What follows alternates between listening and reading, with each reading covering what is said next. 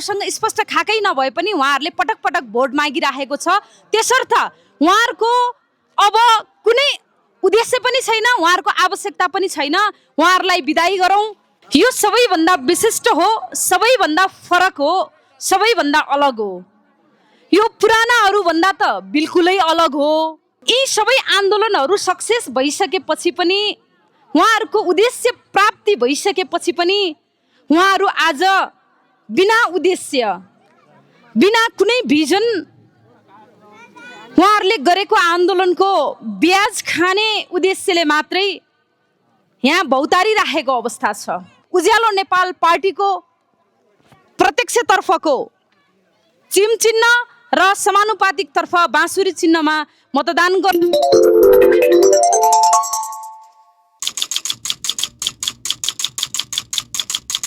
आजका यस कोण सभाका सभापतिज्यू, यस कार्यक्रमका प्रमुख अतिथि एवं काभ्रे क्षेत्र नम्बर 1 प्रतिनिधि सभाका उम्मेदवारज्यू, हाम्रो काभ्रे जिल्लाका पार्टीका अध्यक्षज्यू, पार्टीका प्रदेश सदस्यज्यू, पार्टीका सम्पूर्ण तह र तबकाका नेता साथीहरू र यहाँ उपस्थित हुनुभएका यस क्षेत्रका तपाईँ आदरणीय समाजसेवी व्यक्तित्वहरू र यहाँ उपस्थित हुनुभएका तपाईँ सम्पूर्ण मेरा आदरणीय आमाबुवा दाजुभाइ तथा दिदीबहिनीहरूमा मेरो व्यक्तिगत तर्फबाट र पार्टीको तर्फबाट नमस्कार, लासो फ्याफुल्ला। धेरै कुराहरू त आइसकेको छ, धेरै कुराहरू आइसकेको छ, तैपनि म थोरै कुरा चाहिँ राख्न चाहन्छु। हाम्रो पार्टी, यति धेरै पार्टीहरू हुँदाहुँदै पनि हाम्रो पार्टीलाई, कुलमान घिसिङको पार्टीलाई नै किन रोज्नुपर्छ र किन भोट दिनुपर्छ, किन जिताउनुपर्छ भन्ने सन्दर्भमा म थोरै कुरा राख्न चाहन्छु।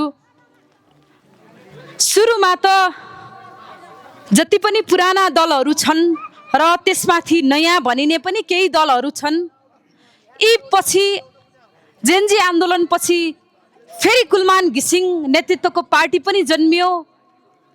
कुलमान घिसिङलाई नै किन चुन्नु पर्यो भन्ने उसमा चाहिँ तपाईँहरूलाई खुल्दुली हुन सक्छ। यो चाहिँ सबै पार्टीहरू सँगै एक थान पार्टी र एक थान नाम मात्रै थपिएको होइन। यो सबैभन्दा विशिष्ट हो, सबैभन्दा फरक हो, सबैभन्दा अलग हो। यो पुरानाहरूभन्दा त बिल्कुलै अलग हो र अहिलेका आउने नयाँहरूभन्दा पनि अलग हो। के अर्थमा हो भन्दाखेरि पुरानाहरूले त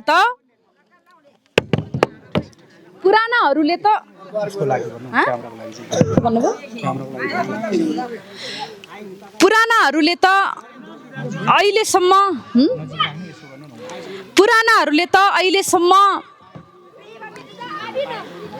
हाम्रा मागहरू जुन उद्देश्यका साथ उनीहरू आएको थियो, त्यो आए पनि उनीहरूको उद्देश्य प्राप्ति भइसकेपछि पनि काङ्ग्रेसको चाहिँ प्रजातन्त्र प्राप्तिको आन्दोलन, एमालेको बहुदलीय व्यवस्था प्राप्तिको आन्दोलन, माओवादीको गणतन्त्र प्राप्तिको आन्दोलन, यी सबै आन्दोलनहरू सक्सेस भइसकेपछि पनि, उहाँहरूको उद्देश्य प्राप्ति भइसकेपछि पनि उहाँहरू आज बिना उद्देश्य, बिना कुनै भिजन उहाँहरूले गरेको आन्दोलनको ब्याज खाने उद्देश्यले मात्रै यहाँ भौतारी राखेको अवस्था छ। यहाँ प्रत्येक 5-5 वर्षमा 70औं वर्षपछि पनि उनीहरूको उद्देश्य प्राप्त भएको 70औं वर्ष, 70-80 वर्षपछि पनि र 40-45 एमाले 40-45 वर्षपछि पनि, माओवादीले चाहिँ 25-30 वर्षपछि पनि पटक पटक त्यही उद्देश्यका लागि नै, उद्देश्यका लागि नै जनतालाई झुक्याएर भोट मागिराखेको अवस्था छ। जबकि उनीहरूको आगामी चाहिँ अब के गर्ने त, अब जनताले के दिने त, जनताले के मागिराखेको छ, जनतालाई डेलिभरी के दिने भन्ने कुरामा त्यो थाहै नभए पनि, उहाँहरूसँग स्पष्ट खाकै नभए पनि उहाँहरूले पटक पटक भोट मागिराखेको छ। त्यसर्थ उहाँहरूको अब कुनै उद्देश्य पनि छैन, उहाँहरूको आवश्यकता पनि छैन।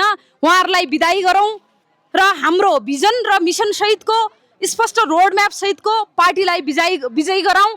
त्यस निम्ति चाहिँ उज्यालो नेपाल पार्टीको प्रत्यक्षतर्फको चिम चिन्ह र समानुपातिक तर्फ बाँसुरी चिन्हमा मतदान गरौँ। आज धेरै बोल्नको लागि मन थियो, हजुरहरूलाई अलिकति सम्झाउने बुझाउने इच्छा थियो। मौसमले साथ नदिएको हुँदाखेरि मैले धेरै बोल्न सकिनँ। मेरो लगभग आधी घन्टा जतिको चाहिँ कम्तीमा स्पिच हुन्थ्यो। धेरै छोट्याउँदाखेरि पनि 15-20 मिनटको चाहिँ मन्तव्य हुन्थ्यो।